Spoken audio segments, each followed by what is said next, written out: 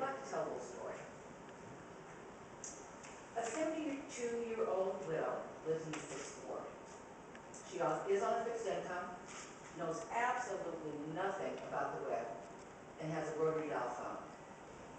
Every weekday, her granddaughter drops her kids off because she can't afford childcare. And as she is walking out of the door, she's on her iPhone. On the east side of Mrs. Green's home, there's an abandoned house, and the weeds are 3 feet high. Now, over the last year or so, the house has been broken into a couple of times, and she noticed that there's that kid that used to mow my grass. Oh my gracious, he is running around with a pretty rough crowd right now. On the west side of Mrs. Green's house, a new family moved in a couple of months ago from the Ukraine. Now, Mrs. Green does not know any Ukrainian. However, she recognized that they are of limited means, and every Sunday she goes in and she passes some food across the back gate so that they are at least fed. Now, Mrs. Green has heard about super neighborhoods. They've been around since 1997, and she'd really like to get involved, but she has no time to get involved because she's taking care of her great-grandchildren. A year ago, she heard about the Department of Neighborhood. She remembers having read it in the paper. But she really is not sure what it does and how it can serve her.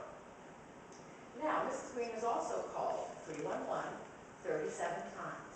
She knows it's 37 times because she has written it on the pad next to her rotary dial phone.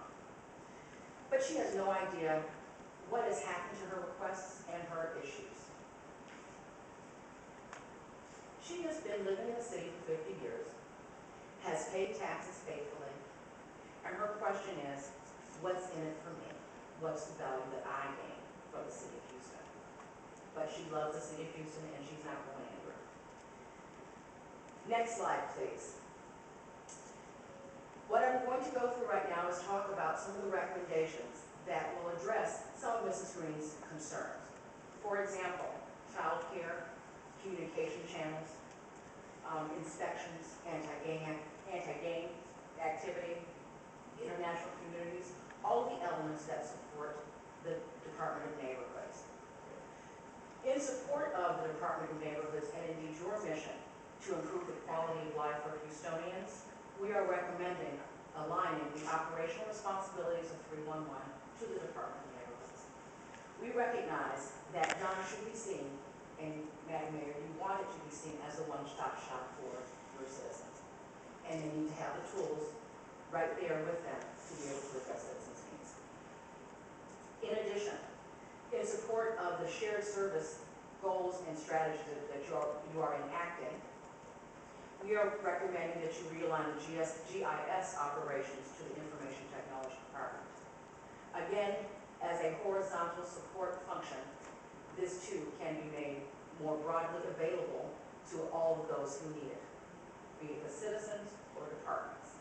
But again, having a structure from an information technology perspective would resound.